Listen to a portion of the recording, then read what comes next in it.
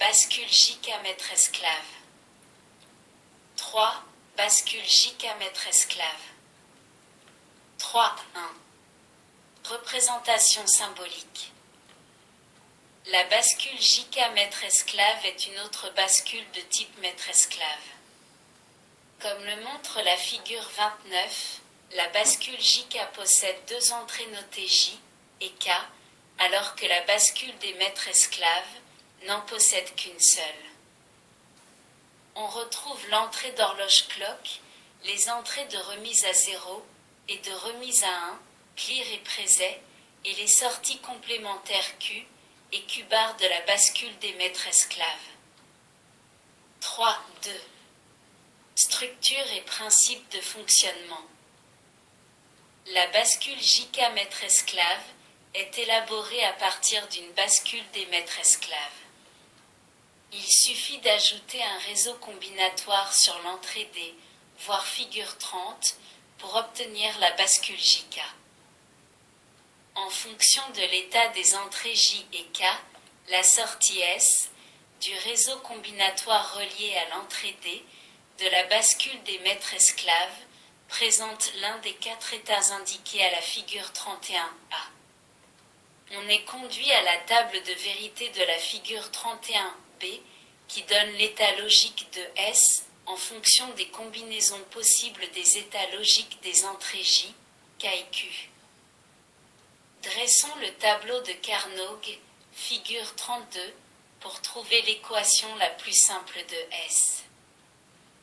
Les deux regroupements figurant dans ce tableau permettent de trouver l'équation logique de S suivante. S égale JQ bar plus K bar Q. En utilisant des portenants, le circuit combinatoire suivant, figure 33, peut fournir le signal S. 3.3. Examen des quatre modes de fonctionnement d'après la table de vérité de la figure 31A. Si J égale 0 et K égale 0, alors S égale D égale Q. Cela signifie que l'état logique présent en D est le même que celui de la sortie Q. Il ne peut donc y avoir de basculement au moment du front actif de l'horloge et l'état des sorties Q et Q bar reste inchangé.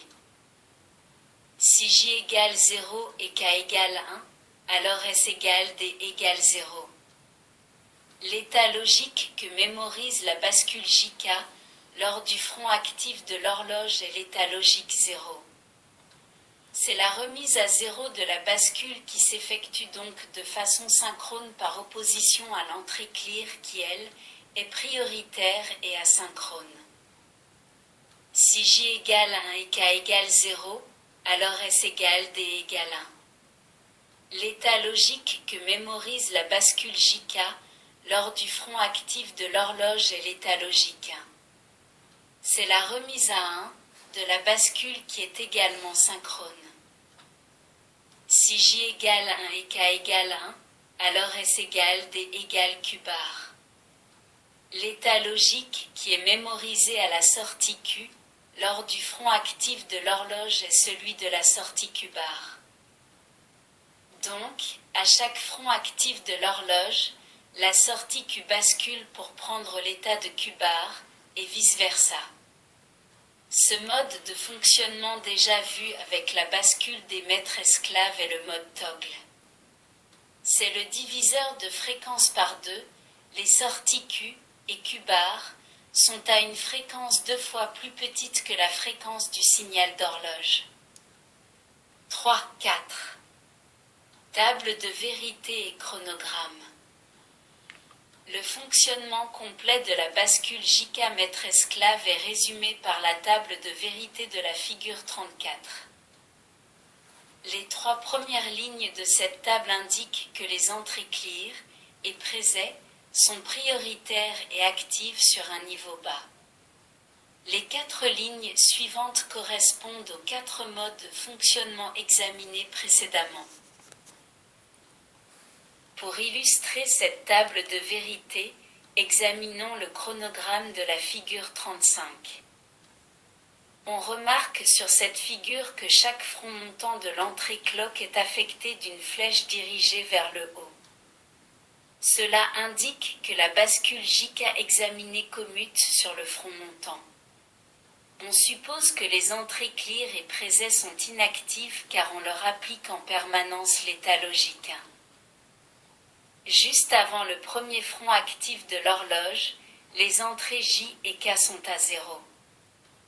Donc lors de ce front, la bascule ne commute pas et la sortie Q reste dans l'état où elle se trouve, c'est-à-dire ici l'état 0. Avant l'application du second front montant de l'horloge, l'entrée J passe à l'état 1. La sortie Q passe donc à l'état 1. Au troisième front actif de l'horloge, J égale 1 et K égale 0. La bascule qui était à l'état 1 reste dans cet état. Au quatrième front actif de l'horloge, J égale 0 et K égale 1. La bascule commute pour passer à l'état 0. Au cinquième front actif de l'horloge, J égale 1 et K égale 1. La bascule commute donc pour passer à l'état complémentaire de l'état précédent, soit l'état 1. C'est le mode toggle. Au sixième front actif de l'horloge, J égale 1 et K égale 1. La bascule commute de nouveau pour passer à l'état 0, toggle. Au septième front actif de l'horloge, J égale 0 et K égale 1. La bascule qui était à l'état 0 reste dans cet état. Au huitième front actif de l'horloge, J égale 0 et K égale 1. La bascule reste à l'état 0. Au neuvième front actif de l'horloge, J égale 1 et K égale 0. La bascule passe donc à l'état 1. Au dixième front actif de l'horloge, J égale 0 et K égale 0. La bascule ne change pas d'état et reste donc à l'état 1. C'est la position mémoire. 3, 5. Différents types de bascule JK. Contrairement à la bascule JK décrite précédemment, une majorité de bascules JK sont sensibles au front descendant du signal d'horloge et non pas au front montant. On trouve aussi des bascules JK maître-esclave dont le transfert de la donnée s'effectue en deux temps. Sur le front montant de l'horloge, on mémorise la donnée dans le maître, puis celle-ci est transférée à la sortie de l'esclave sur le front descendant. Dans les tables de vérité de ces bascules, ce mode de fonctionnement est signalé dans la colonne affectée à l'entrée clock par le symbole pi. Comme dans le cas de la bascule D, les entrées présets et clear peuvent être actives à l'état 0 ou à l'état 1 selon la constitution interne de la bascule. Il existe également des bascules JK à entrées multiples. La figure 36 en représente une qui possède 6 entrées notées J1, J2, J3, K1, K2, K3. Le fonctionnement d'une telle bascule est analogue à celui d'une bascule JK classique. Il suffit de remplacer J et K par J égale J1 et J2 et J3.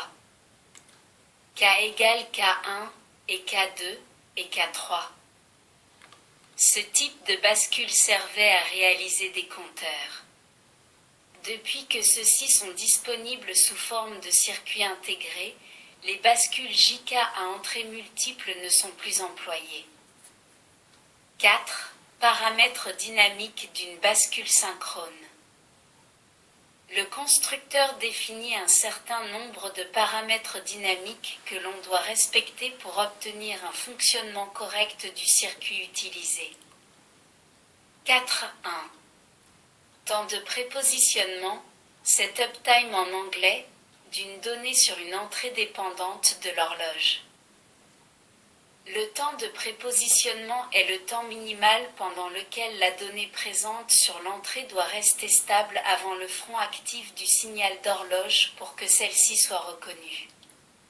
Si ce temps n'est pas respecté, la donnée ne sera pas prise en compte par le circuit. La figure 37 illustre le temps de prépositionnement, setup, lorsque la donnée à mémoriser est au niveau L. V référence correspond à la tension de basculement des portes du circuit. V référence égale 1,5 V en technologie TTL standard. V référence égale 1,3 V en technologie TTL LS. V référence égale VDD divisé par 2 en technologie CMOS, VDD étant la tension d'alimentation du circuit. La figure 38 illustre le temps de prépositionnement lorsque la donnée à mémoriser est au niveau H. Les deux chronogrammes des figures 37 et 38 sont souvent réunis en un seul dans les catalogues de constructeurs, comme le montre la figure 39. Les périodes assurées indiquent que la donnée peut varier d'un niveau à l'autre sans qu'il y ait d'influence sur le comportement du circuit. 4.2. Temps de maintien, hold time en anglais, d'une donnée sur une entrée dépendante de l'horloge. Le temps de maintien est le temps minimal pendant lequel la donnée présente sur l'entrée doit rester stable après le front actif de l'horloge pour que cette donnée soit reconnue.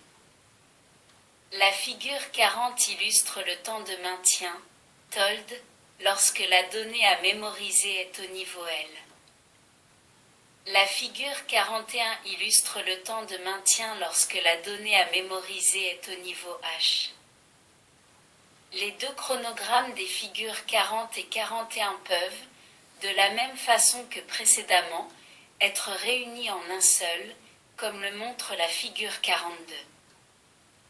Dans les catalogues de constructeurs, les deux chronogrammes qui représentent les temps de prépositionnement et de maintien sont regroupés en un seul, comme le montre la figure 43. 4.3. Temps de propagation d'une entrée à une sortie. 4.3. Int. Temps de propagation TPLH. Le temps de propagation TPLH est le temps qui s'écoule entre l'instant où l'entrée de commande devient active et l'instant où la sortie passe du niveau L au niveau H. L'entrée de commande peut être l'entrée d'horloge, l'entrée clear ou l'entrée préset. Ce temps noté TPLH est spécifié pour une entrée donnée, clock, clear ou préset, et une sortie donnée, Q ou Q-bar. En pratique, ce temps correspond au retard apporté par les portes internes du circuit. La figure 44 illustre le temps TPLH. 4.3. 2. Temps de propagation TPHL. Le temps de propagation TPHL est le temps qui s'écoule entre l'instant où l'entrée de commande devient active et l'instant où la sortie passe du niveau H au niveau L. La figure 45 illustre ce temps TPHL. 4.4. Fréquence maximale de l'horloge. Cette fréquence limite de fonctionnement F, max, est due au retard apporté par les portes du circuit. Elle correspond à une période minimale indivisée par F, max, du signal d'horloge comme l'indique la figure 46. Après avoir examiné les principes de fonctionnement et les caractéristiques des bascules D et JK, faisons un bref tour d'horizon des circuits intégrés disponibles sur le marché.